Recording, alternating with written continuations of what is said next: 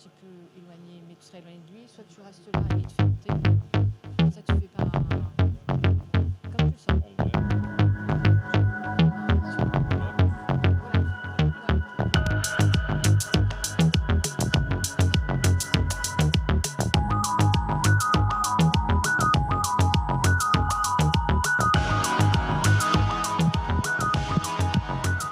Alors nous nous retrouvons pour cette deuxième partie d'après-midi. Bravo à vous d'être encore à nos côtés et de résister à la chaleur. Mais les contenus seront passionnants. Voilà. Thomas Sigaud va nous présenter les résultats de la recherche autour de l'utilisation l'introduction d'un outil numérique au sein d'un groupe d'entraide mutuelle. Il sera accompagné sur cet échange de Jean-Baptiste Pontou, qui est directeur du pôle handicap au sein de de Vive 3, Centre Val-de-Loire. Et je laisse la parole à Thomas. Merci. Sinon, vous utilisez c'est plus simple. C'est plus simple par ici. Merci Isabelle. Bonjour à tous et à toutes. Je vais vous présenter un projet qui vient de s'achever. Le rapport de recherche vient d'être présenté aux financeurs pour mettre en perspective avec Ecosnum, qui est un projet en cours de lancement, et le projet sur l'attractivité des métiers du soin, dont je vous parlerai tout à l'heure, qui lui est un projet à mi-parcours. Ce qui vous donne une idée aussi des temporalités des projets en cours au Ustec Lab. Et effectivement, il s'agit d'un projet qui porte sur la diffusion d'une innovation dans des groupes d'entraide mutuelle, donc que je vais vous présenter, même si je pense que la plupart d'entre vous savent déjà ce que c'est. Et je vais insister sur un résultat parmi d'autres, à savoir le fait que cette étude de terrain, elle nous a permis elle nous invite à discuter la notion de fracture numérique. Et donc, elle s'introduit aussi, elle s'insère dans une réflexion transversale sur les questions d'innovation en santé et d'approche sociologique de l'innovation. Donc, en quelques mots, les GEM sont des groupes d'entraide mutuelle, des structures associatives de soutien par les pairs qui existent dans plusieurs domaines, notamment en santé mentale. On appelle GEM 2.0 une expérimentation de déploiement de tablettes numériques, donc de tablettes Android, qui avaient pour fonction de permettre des activités en visioconférence.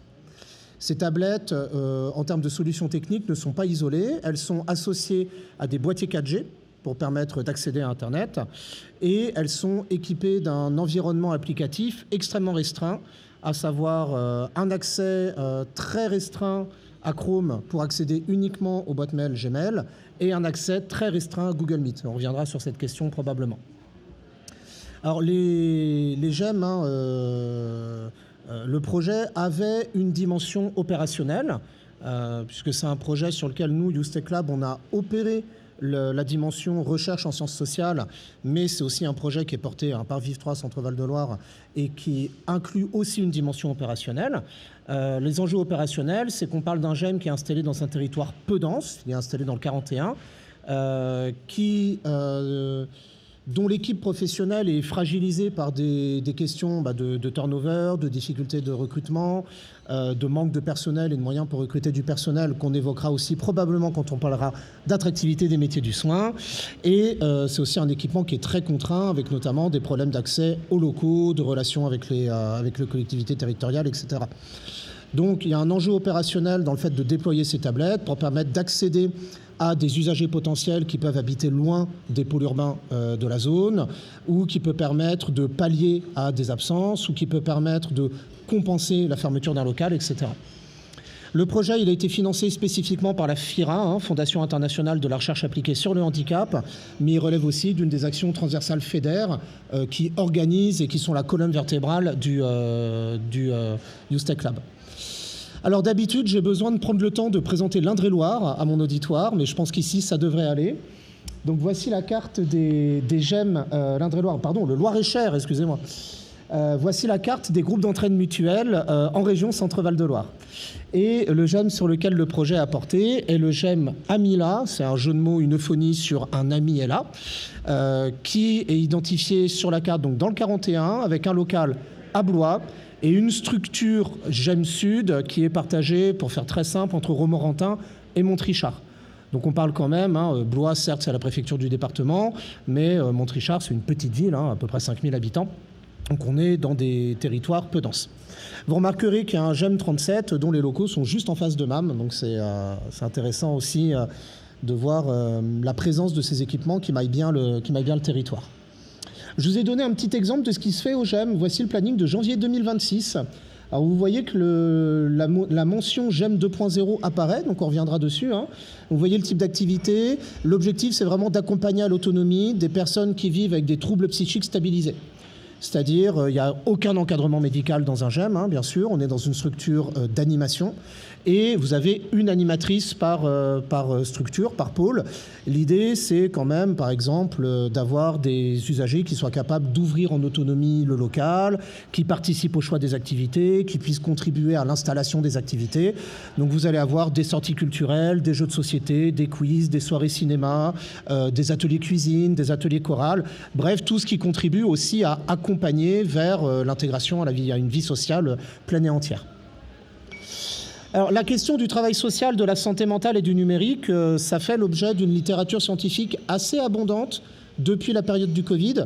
Je dis assez abondante parce que l'angle du travail social n'est pas celui qui est le plus étudié.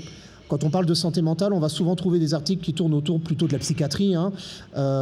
Mais on trouve quand même des articles sur le lien entre santé mentale, travail social et dimension numérique. Les conclusions dans la littérature sont assez mitigées. Pas d'enthousiasme outre mesure, mais pas de scepticisme exagéré non plus. On trouve quand même 3 ordres de questions, des interrogations sur le fait de savoir est-ce que la santé mentale, est-ce que l'accompagnement à la santé mentale est soluble dans le numérique, c'est-à-dire quels sont les enjeux aujourd'hui de proposer des outils de suivi numérique pour des pathologies, des troubles ou des handicaps qui jusque-là étaient beaucoup traités dans de l'interrelationnel, du face-à-face, de la personne à personne. La même question se pose pour le travail social, hein, puisque le travail social est une profession qui a globalement une éthique professionnelle très forte et qui est quand même beaucoup basée sur l'accompagnement interindividuel, sur le face-à-face. Et donc l'introduction de formes d'accompagnement à distance pose problème. Est-ce qu'on peut remplacer une visite à domicile par une visio ? Une bonne travailleuse du social vous dira probablement non, parce qu'on ne voit pas du tout les mêmes choses en visio qu'en physique. Donc ça, c'est aussi des questions qui sont évoquées. Et il y a une troisième question, c'est de savoir si le public en santé mentale ne serait pas particulièrement, est-il vraiment bien outillé pour s'approprier les outils numériques, alors que ça soit en question d'aisance, de compétences, mais aussi de risques de mésusage, hein, puisqu'il peut y avoir des risques auxquels les usagers peuvent être exposés, des risques d'arnaque sur Internet, des risques de comportements toxiques dont ils peuvent être victimes ou les auteurs, et donc quand même une méfiance générale dans la littérature autour de cet attelage travail social, santé mentale et numérique. Alors pour traiter ce sujet, le choix qui a été fait, ça a été de proposer un protocole de recherche, vraiment une action de recherche participative, qu'on a voulu aussi participative que possible, et qui s'inscrit dans le temps long du projet. Ce projet GEM 2.0, il s'est construit au fur et à mesure de son propre déroulement. La solution technique a beaucoup évolué pendant les à peu près 18 mois de réalisation du projet. Le type d'activité proposée a évolué, les configurations d'acteurs ont évolué. Donc c'était un projet assez protéiforme et l'objectif pour nous, c'était d'être le plus possible présent à chaque étape pour pouvoir saisir chaque petite évolution ou grande évolution d'ailleurs du projet. Donc le dispositif d'enquête, il a reposé sur un dispositif d'enquête immersive avec des observations, des entretiens formels, mais aussi beaucoup d'entretiens informels, des captations audiovisuelles. Si vous étiez là ce matin, Nathalie Camacho-Marino vous a montré le type de dispositif qu'on a déployé sur ce terrain. Et on a aussi veillé à mettre en place des actions de valorisation et de restitution construites avec les usagers du GEM. Donc vous verrez à la fin de cette intervention, avant de lancer la discussion, la présentation d'une vidéo de communication qui a été produite à partir des témoignages des usagers. Et certains livrables opérationnels sont en cours de finalisation.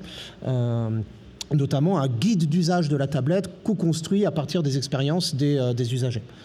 Donc cette présence sur le terrain, vous la voyez ici sur le type de matériaux qu'on a pu collecter. Alors vous pouvez dire bonjour à Agathe, qui est ici, et que vous voyez aussi sur l'écran, qui a été très présente sur le terrain. Donc on parle de journées entières, de déjeuners passés avec les usagers, et qui a vraiment assuré cette immersion importante, d'abord pour se faire une place dans la vie d'un équipement qui repose quand même beaucoup sur des relations d'interconnaissance entre des pairs, aussi la familiarisation avec notre présence. Pour les usagers du GEM, sociologues, ça ne veut pas dire grand-chose, et notre position, notre statut devait être accepté, mais comme sur d'autres terrains.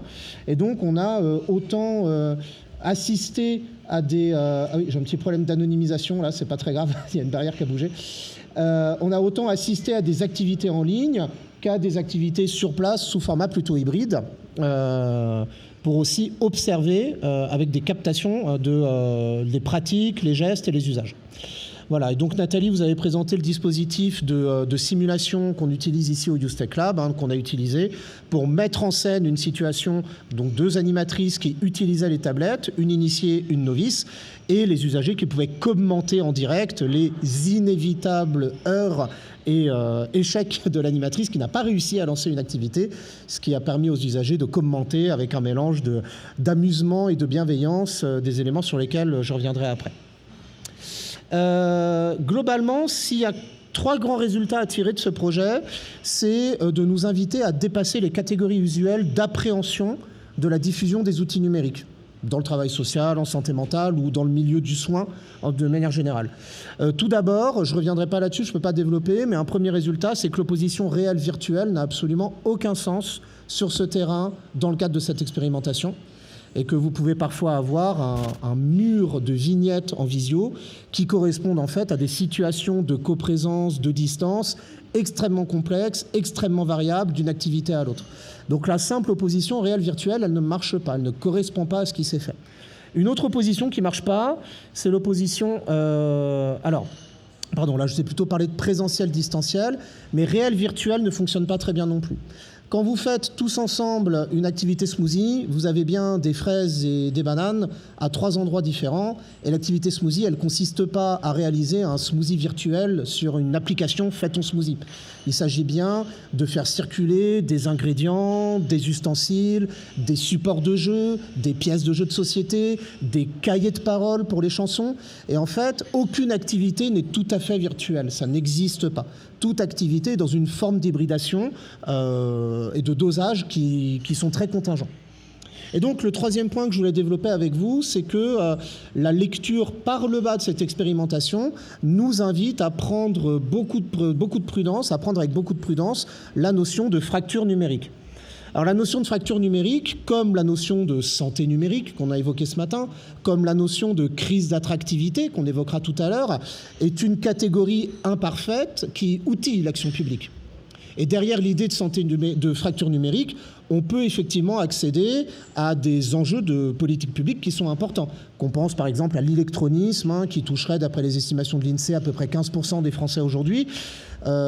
Donc, je ne dis pas que la catégorie n'a pas de valeur dans le champ du discours des politiques publiques. Simplement, si on s'arrête à l'idée de fracture numérique, alors le terrain du GEM 2.0 était une accumulation de facteurs de risque, puisqu'on parle de personnes qui vivent avec des troubles psychiques dans un espace rural et qui sont quand même pas toutes jeunes. Alors oui, aujourd'hui à 55 ans, on a grandi dans un univers dans lequel le monde numérique existait et auquel on a pu se familiariser en étant encore relativement jeune ou jeune adulte. Néanmoins, on parle de gens relativement âgés qui vivent dans un espace rural et qui vivent avec un trouble psychique. Donc, d'une certaine manière, le projet GEM 2.0, on aurait pu le penser comme un projet, comme un échec couru d'avance. Mais en fait, ce n'est pas exactement ce qu'on a vu. Bien sûr, je vais vite, mais la fracture numérique, c'est une grille de lecture qui nous semble tout à fait inopérante. D'abord parce que les usagers sont beaucoup plus outillés qu'il n'y paraît. Le smartphone est très répandu. Tous et toutes en ont un. Tous et toutes l'utilisent de manière plus ou moins intensive. Beaucoup de petits jeux de détente installés dessus. Quelques applications de type WhatsApp. Parfois même une utilisation du vocabulaire d'Instagram ou de Snapchat. Donc on peut avoir des personnes qui n'ont pas accès à ces réseaux sociaux, notamment quand ils sont protégés par leur famille, qui souhaitent éviter les mésusages, mais qui vont quand même employer le vocabulaire de Snapchat ou d'Insta, qui vont vous parler de stories, ce genre de choses. Donc on sent quand même un outillage, une familiarité avec le numérique qui peut être très poussée chez un usager qui a commencé un BTS en informatique et qui peut être beaucoup plus discrète chez une usagère qui va vous expliquer qu'elle jongle entre les adresses mail selon qu'elle se connecte chez sa mère ou dans le local du GEM, par exemple.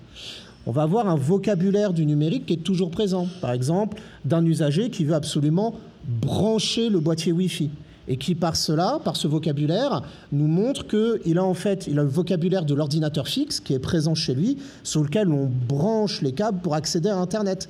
Et tout ça, en fait, ça décrit quand même un halo de compétences numériques qui sont très très loin d'une situation d'électronisme qui serait caractéristique d'une fracture numérique. Et parler de fracture numérique, c'est bien dire qu'on a ceux qui sont du bon côté de la fracture et du mauvais, et ça laisse finalement peu de place aux zones de gris. Or, nous, ce qu'on a vu, c'est plutôt des zones de gris.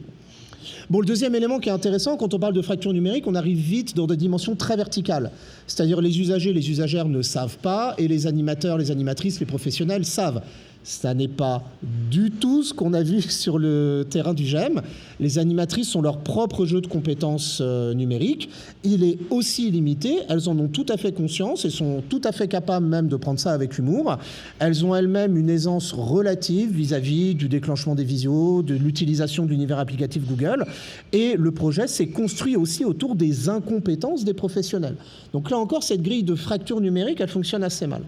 Ce qu'on a surtout vu, c'est qu'il ne s'agissait pas de se saisir d'un public incompétent auquel il aurait fallu transmettre des compétences, dans le cadre d'un projet de formation au numérique, mais bien d'une génération spontanée, d'un ensemble de compétences qui circulent, qui apparaissent, qui se partagent de manière très latérale entre tous les usagers du GEM, et par là j'inclus les animatrices et les adhérents du GEM. Au fond, tous les exemples auxquels on a pu assister en direct, donc qui sont documentés, enregistrés, retranscrits, tous les exemples d'échecs d'utilisation de la tablette, de visio qui ne fonctionne pas, de connexion qui prend 15 minutes, etc., peuvent être ramenés aux insuffisances du dispositif, à sa complexité, mais pas aux compétences directes des usagers. Et trop souvent, les usagers sont ramenés à un problème de compétences. Ah bah oui, pour lui, la tablette, c'est trop dur, c'était couru d'avance. Quand bien même cet usager était celui qui avait été à l'initiative de l'activité, qui était moteur dans l'activité, qui avait participé à la formation. Et parfois, des problèmes de réglage, du fait que les autorisations de la caméra ne sont programmées, sont bloquées à distance, du fait que le lien de connexion est envoyé sur la mauvaise adresse mail. Tout un ensemble d'erreurs dont les usagers ne sont pas responsables provoque un échec d'usage, et cet échec d'usage est ensuite imputé aux incompétences des usagers. Bon ben nous, ce qu'on a vu en partant du bas, c'est que cette imputation, en fait, elle est fallacieuse. Et donc, ça nous invite à dépasser la notion de fracture numérique. Je vais un peu vite. Au fond, mais j'ai presque fini. Au fond, comment circulent ces compétences ? Je vous avoue une petite tendresse pour cette succession de photos, puisque vous voyez finalement le même geste de deux usagers penchés, d'un usager penché vers un autre, d'un usager penché vers un autre, d'un adhérent penché vers un autre, d'une animatrice penchée vers une autre. En fait, la médiation, elle se fait à main nue. La médiation numérique se fait d'abord avec les corps. Et si les compétences sont si bien circulées dans le GEM, c'est parce qu'il y a eu tout cet ensemble foisonnant de petites interactions, de mains posées sur les tablettes, d'écrans présentés aux autres, de corps qui se penchent vers l'outil, qui ont permis de faire circuler tout un ensemble de compétences. Comment zoomer sur un écran, comment retourner en arrière sur une tablette, comment vérifier qu'un email vient d'être reçu ou était déjà ancien. Et on voit que les animatrices elles-mêmes, qui avaient été mises en difficulté puisque le dispositif technique, pour faire vite, ne leur permettait pas de réaliser l'activité qui était prévue, elles ont été un peu piégées, et ben, au moment de contourner les activités, on retrouvait elles aussi spontanément ce partage par corps des compétences. Donc, si on élargit un peu et on se demande, ok, le GEM 2.0, c'est très spécifique, c'est le 41, c'est des tablettes, est-ce que c'est généralisable ?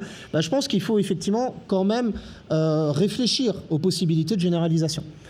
Sur les possibilités de généralisation, et là ça reboucle avec le projet scientifique du YouStech Lab, c'est de réinsérer l'innovation dans les plis du social. Ce sont les contraintes professionnelles et organisationnelles qui se sont imposées à la technique et non le contraire. Si les tablettes sont à ce point verrouillées, c'est que les animatrices ont été témoins de mise en danger des usagers par eux-mêmes et de mise en danger d'autres usagers entre eux, qui les a poussés à faire limiter de manière drastique la tablette, au point même que les services techniques de Vive en sont arrivés à dire « votre solution est absurde, elle ne peut pas fonctionner ». Elle est peut-être absurde sur un point technique, mais elle ne l'est pas sur un plan professionnel.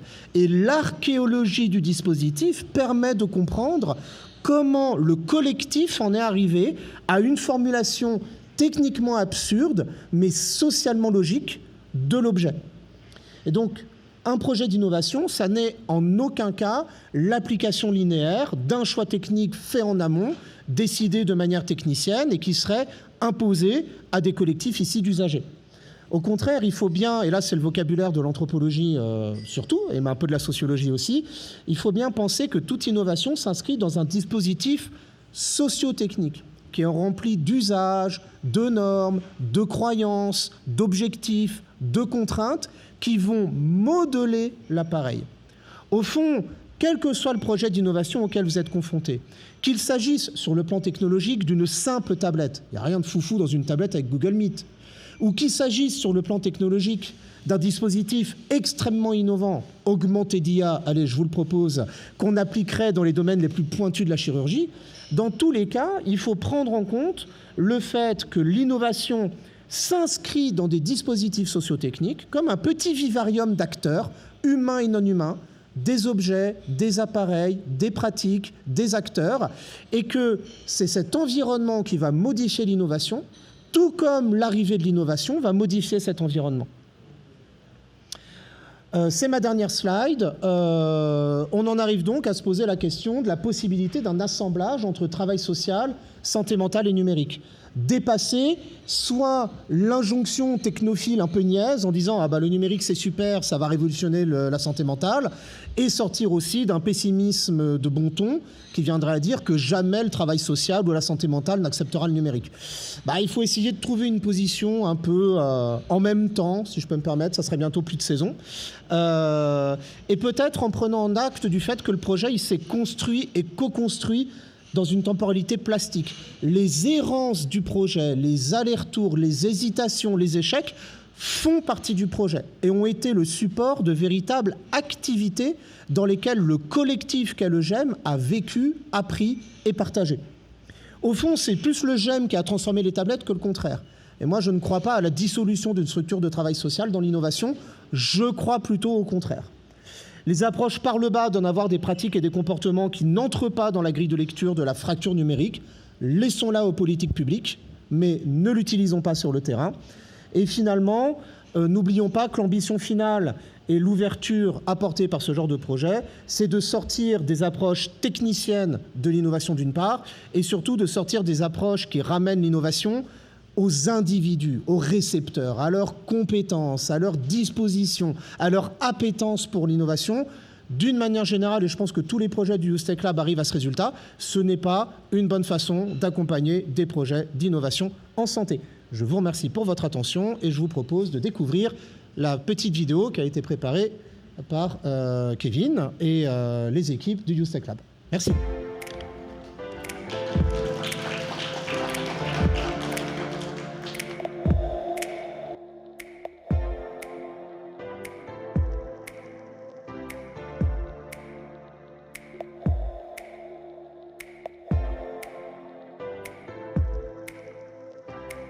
Bonjour, je m'appelle Stéphane, je suis adhérent au GEM 41 de Blois depuis 1 an et demi. Donc le GEM veut dire groupe entraide mutuelle, c'est surtout pour les personnes qui sont seules chez elles. Ça leur permet de venir au local du GEM et de rencontrer d'autres personnes et d'éviter comme ça la solitude. Donc au GEM, on a différentes activités qui sont proposées, soit dans le local du GEM, donc ça peut être jouer aux cartes, faire des jeux de société. Là, cet après-midi, on fait des smoothies. Ou des fois des visites extérieures, visites de châteaux, visites et d'autres. Le projet GEM 2.0 est un projet qui nous permet d'être en visio. C'est-à-dire que nous faisant partie d'une association, on a un pôle à Blois et un pôle à Romorantin. Donc ça permet de se voir entre GEM et ça permet aussi aux personnes qui sont seules chez elles de pouvoir se connecter et ainsi participer à des activités qui nous sont proposées par les animatrices. Bonjour, je m'appelle Véronique. Je suis adhérente au GEM Amila depuis 2011. Donc j'ai connu les débuts du GEM 2.0 au moment du deuxième confinement. Donc ça a été providentiel pour les adhérents. Ça nous a permis vraiment de rompre l'isolement. Et d'une part, vu que je suis adhérente à Blois et qu'on a une antenne à Montrichard et Romorantin, ça nous a permis aussi de tous nous réunir sur la vidéo, à la fois les adhérents de Blois, de Romorantin, de Montrichard, et on a eu vraiment ce sentiment d'appartenance à la même association. Bonjour, je m'appelle Christian, je suis adhérent du GEM 41 depuis 2017. Le GEM 2.0, c'est pour moi quelque chose de très bien, c'est une bonne idée parce que ça permet à faire des activités de chez soi. L'avantage de ce projet, c'est que ceux qui sont chez eux, ça leur permet de participer à des activités. Donc comme cet après-midi, on va faire des smoothies et il y en a qui vont le faire de chez eux en visio. L'autre jour, on a fait un jeu de loi, donc c'est pareil. L'animatrice coordonnait le tout et nous, on était chacun de son côté à jouer en même temps. Et on s'est bien amusé et c'était très bien. Grâce au début du GEM 2.0 pendant le confinement, ça nous a permis de garder toujours un contact avec le GEM, les adhérents et les animatrices. D'ailleurs, les animatrices venaient chez nous, chez chacun des adhérents, une fois par semaine, apporter tout le matériel dont on avait besoin pour les activités en visio. Et donc, l'animatrice m'envoyait un lien sur ma boîte mail, je cliquais dessus et ça me permet de me connecter. Et donc, tout s'est très bien passé, j'ai pas vraiment eu de problème technique. Pour moi, l'apprentissage de ce projet n'a posé aucun problème, puisque j'ai des facilités en informatique. Donc moi c'était très facile quand on me parle de connexion et tout, d'aller sur un lien, de cliquer dessus. Moi ça me pose aucun problème. De plus, donc comme c'est moi qui ai la charge d'ouvrir le local du GEM quand les animatrices ne sont pas là, à chaque fois c'est moi qui s'occupe de mettre en place la visio avec tout le matériel nécessaire et les adhérents qui viennent n'ont plus qu'à participer à l'activité et n'ont pas à s'occuper de quoi que ce soit au niveau connexion. Moi j'ai eu la chance que le GEM de Blois m'a prêté une tablette qui m'a permis de pouvoir communiquer avec eux. Mais en plus moi personnellement je n'ai pas eu trop de problèmes à m'en servir parce que j'avais déjà des bases d'informatique et je pense que c'est donné à tout le monde de pouvoir se servir d'une tablette. Et ici, en plus, ils ont bien expliqué la base parce que j'ai fait aussi une petite formation qui nous a permis de bien apprendre les bases. Voilà.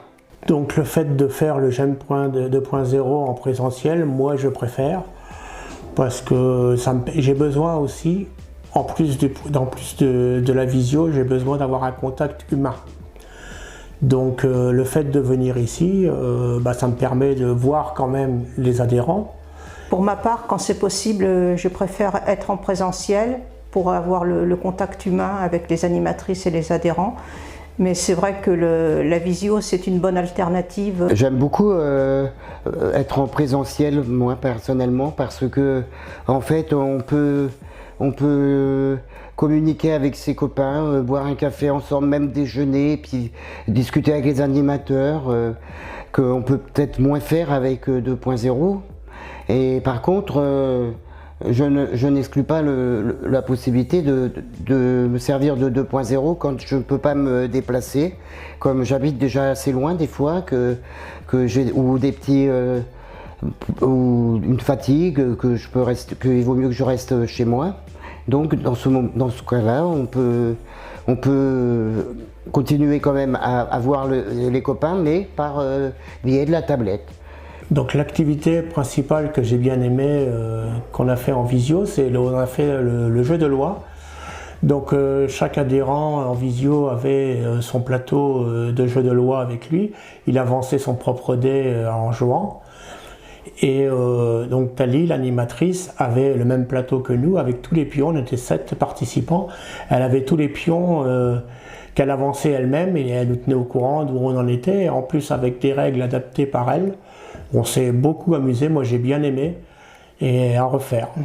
Alors, une activité que j'ai préférée avec 2.0, personnellement pour l'instant, c'est le jeu de loi, parce que en fait c'est un jeu qui est comme à la base qui est simple quand même, mais déjà ça rappelle des souvenirs quand on était gamin.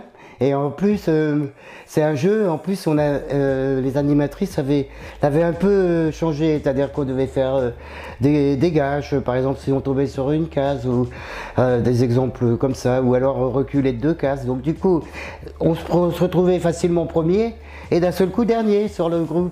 Et en plus, c'est une journée où il y avait beaucoup de monde qui avait été pour faire ce jeu, et vraiment ça a été un très beau moment. Et j'aimerais bien qu'on refasse d'autres activités sur des jeux.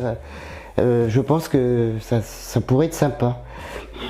J'ai pu participer à un ciné-débat en visio, c'est-à-dire que les adhérents de Romorantin regardaient un film dans leur local, et nous à Blois on regardait le même film.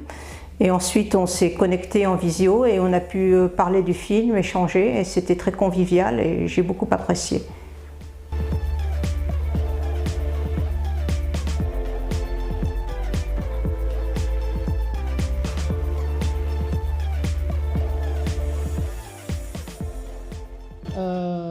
Jean-Baptiste, c'est le moment, une réaction peut-être.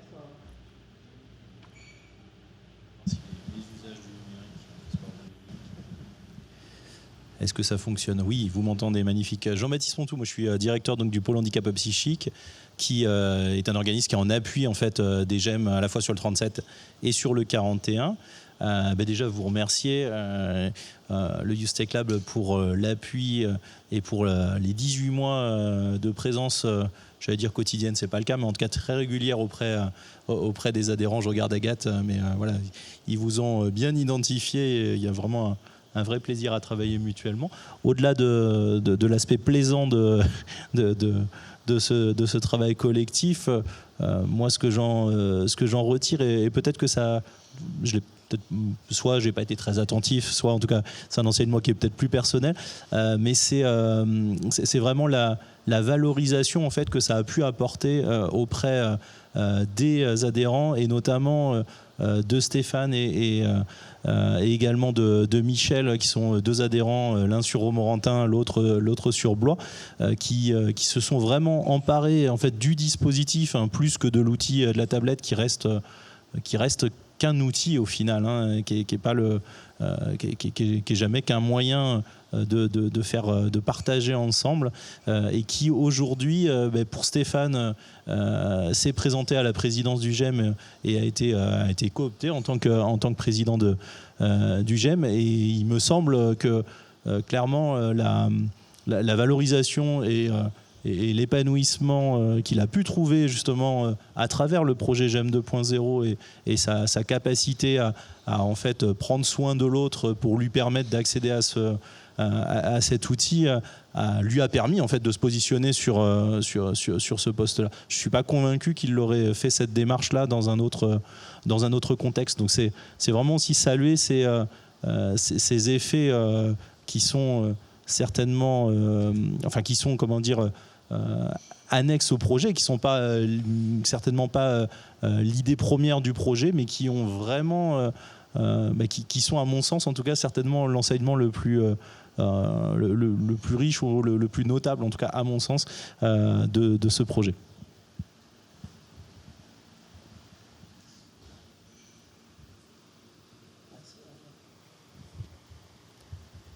Je négocie avec le micro. Est-ce que vous voulez commencer tout de suite par un temps de questions,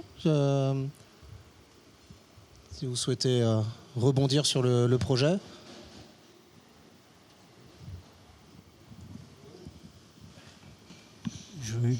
Une question par rapport au taux d'adhésion, par rapport à la population cible, entre guillemets, à qui vous avez offert ce dispositif, et quel pourcentage, entre guillemets, qui ont utilisé cet outil, et éventuellement si vous avez pu détecter les raisons de la fracture numérique, entre guillemets, qui faisaient qu'il n'y avait pas d'adhésion à l'utilisation de cet outil.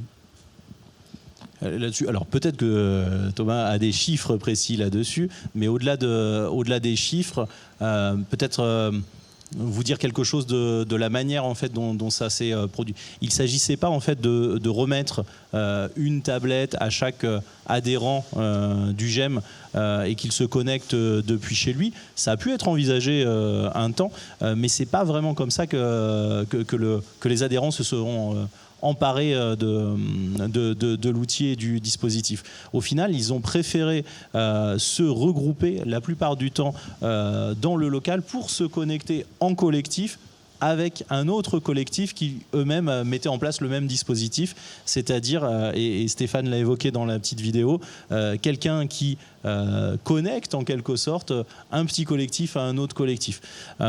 Pour certains, il y a quand même quelques personnes qui ont mobilisé l'outil depuis chez eux seuls. Ça reste une minorité et ils apprécient vraiment au final la capacité, et ça peut paraître antinomique ou opposé de prime abord, mais ils apprécient au final comment dire, la possibilité de se rassembler à travers un outil qui permet peut-être à l'origine et dans notre idée première de se connecter de manière isolée auprès d'une autre personne isolée. En tout cas, j'ai pas en tête d'adhérents totalement réfractaires à l'outil ou qui auraient une peur de cet outil. Peut-être que Stéphane, excuse-moi, Thomas, tu as des éléments chiffrés.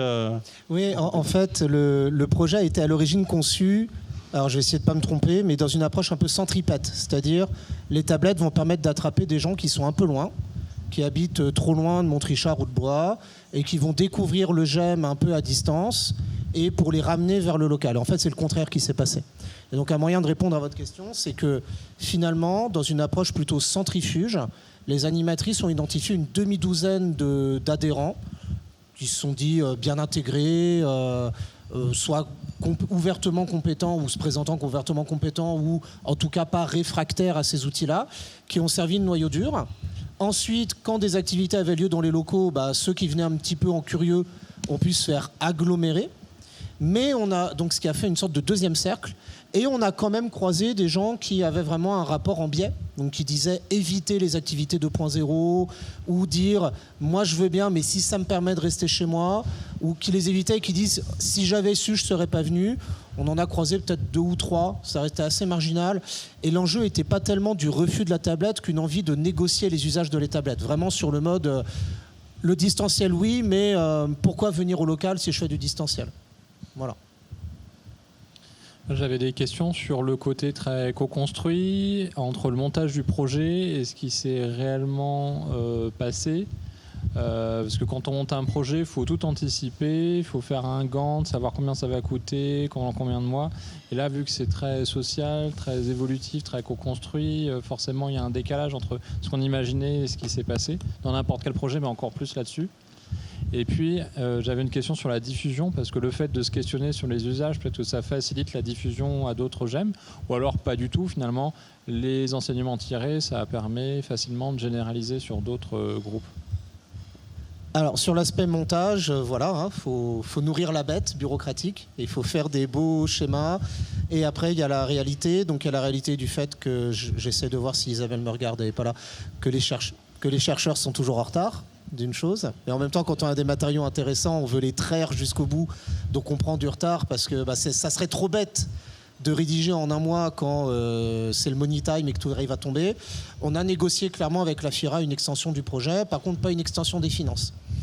Donc là on a eu un moment où en fait c'est la souplesse même, c'est dommage que Monsieur le Président soit pas là pour l'entendre, mais c'est la souplesse de l'architecture du Oustec Lab qui nous a permis finalement de travailler à vide. Parce qu'en fait, tous les projets sont en partie transversaux. Et si, par exemple, très concrètement, on a pu financer les actions d'anthropologie visuelle qui ont été menées sur le GEM, c'est parce qu'on a un projet transversal anthropologie visuelle. Donc ça nous a donné de la souplesse. Quand on avait, pour le dire très crûment, dépensé le budget FIRA, on a pu mobiliser les projets transversaux du Oustec Lab pour continuer à travailler sur le terrain FIRA. Et ça, c'est une chance. on est à 2 doigts de réinventer la recherche sur fond pérenne. Hein, mais bon. Sur la question de la diffusion, parce que là, il y a tout un travail pour essayer de comprendre l'implémentation, mais en ça aide la diffusion, ou alors est-ce que finalement, alors, on peut extraire un peu? Est-ce que vous questionnez la diffusion à d'autres structures, par exemple? Oui, c'est ça, d'autres structures, finalement, qui n'ont pas eu tout ce travail de recherche. Ouais. Elles en tirent directement, elles ont le manuel, j'allais dire, de manière un peu caricturale, comment mettre en place le GEM 2.0. Ou alors, en fait, ça a recommencé si on veut diffuser de la même manière avec cet accompagnement. J'ai envie de vous dire, enfin, de ma propre opinion, il y aurait un peu des deux. Pourquoi ? Parce que au fur et à mesure de cette recherche, il y a quand même des outils qui sont construits. Il y a une charte qui est encore en cours d'élaboration, enfin d'écriture, mais en tout cas qui a été co-construite. Mais justement, ces outils, ils ont été construits au fil des usages et aussi parce qu'on a essuyé quelques plâtres. Cette charte, elle a été justement aussi construite en intégrant justement ces mésusages et clairement en fonction, je ne sais pas si je prends un autre GEM qui serait plutôt... Je prends l'exemple de GEM Autisme. GEM Autisme, souvent, la population est beaucoup plus jeune dans ce qu'on peut constater, en tout cas, de par... je ne pense pas que ça soit lié au handicap, mais généralement le collectif premier, on va dire, après SM, et il y a quand même une certaine... similitude, on va dire, dans les tranches d'âge entre les premiers adhérents et puis le noyau dur qui se construit. Je suis pas sûr qu'on aboutisse au même outil, à la même utilisation auprès d'un public beaucoup plus jeune et peut-être plus expérimenté sur les réseaux. En vrai, j'en sais rien, mais j'imagine que cet outil, il se construirait nécessairement différemment parce que tout simplement, il n'y a pas les mêmes personnes.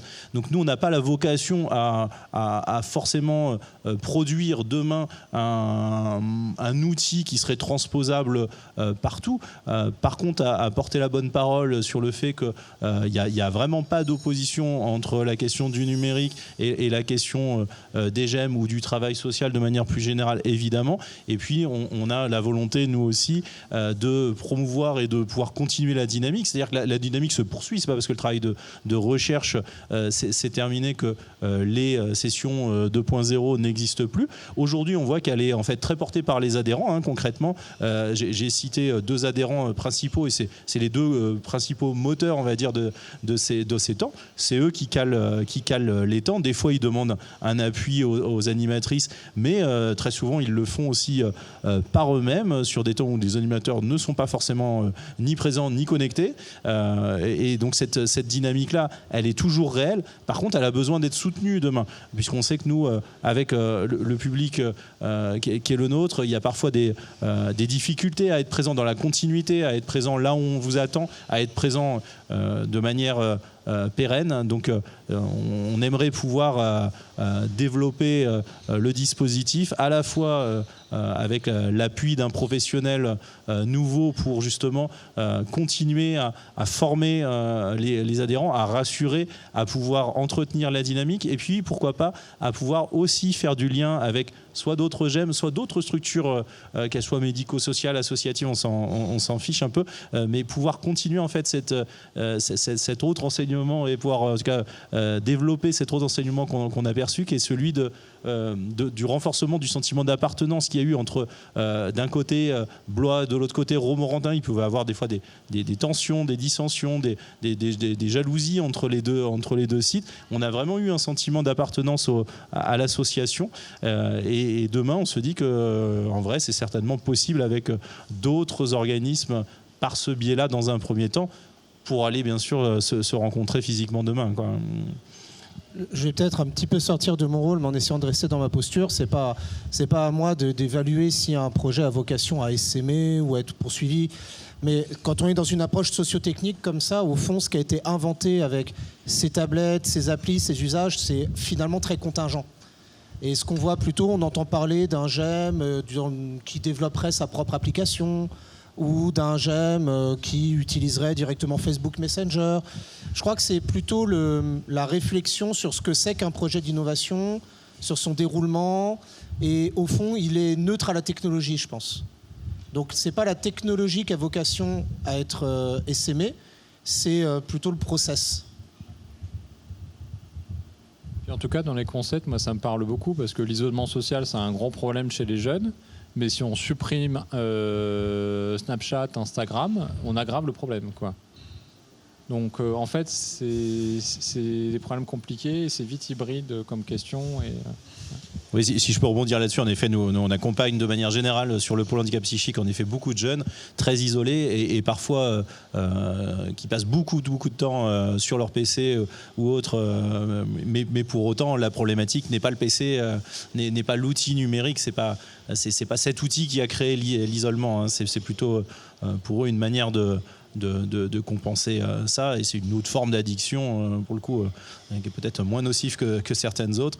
Donc en effet, quand on arrive à raccrocher avec ces personnes-là à travers en fait l'outil qu'ils manipulent, ben, c'est un moyen de rentrer en relation et de pouvoir échanger et peut-être recréer du lien social, retisser un peu de lien qui permet après de s'extraire au moins pour un temps de ces outils qui en effet peuvent prendre une place impressionnante par moment.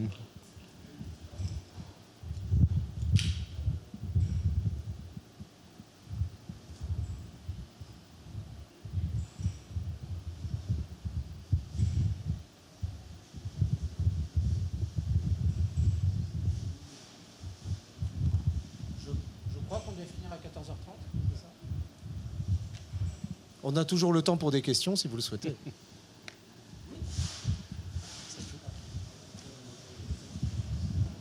Oui, j'ai bien aimé la partie sur la discussion sur le jeu de loi. Bon, évidemment, il y a moins de personnes, comme vous avez dit, addictes au jeu de loi qu'à d'autres choses. Et ça me fait penser, cette présentation m'a fait penser je crois que c'est un sociologue qui s'appelait Johan Huizinga. Dans le monde de la sociologie, il doit être très connu. C'est celui qui a écrit Homo Ludens, la fonction sociale du jeu. Et je trouve que c'est pas du tout un hasard qu'on mette le jeu comme étant un médiateur en fait autour de ce qu'on a dit, la solitude. Moi j'ai noté l'isolement, le besoin de contact humain. Je crois que c'est je ne pense pas que ce soit un hasard qu'il ait été question de faire des jeux parmi les activités. Il y en a d'autres, mais le jeu est pour moi, à mon avis, un point important de votre démarche. Enfin, en tout cas, voilà mon avis. Et moi, je rebondirais même en faisant remarquer que les animatrices ont choisi une forme hybride pour ces jeux. C'est-à-dire que déjà pendant le confinement, elles envoyaient des photocopies de plateaux, des pions en carton. Le jeu n'a jamais été entièrement dématérialisé. Pourtant, c'est pas très compliqué de trouver une application de jeu de loi. Hein. Mais alors, c'était lié à leurs propres limites. Autant les usagers nous disent tous qu'ils ont des jeux sur leur téléphone, des petits jeux type Candy Crush, etc.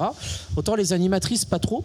Mais en même temps, je pense qu'il y avait aussi cette volonté d'inscrire aussi le jeu dans une forme de matérialité. Au-delà de la distance, c'est ce qu'on appelle les cartographies de l'hybridation, et qui ont peut-être aussi permis de garder cet esprit initial du jeu de société, même à distance. Ouais.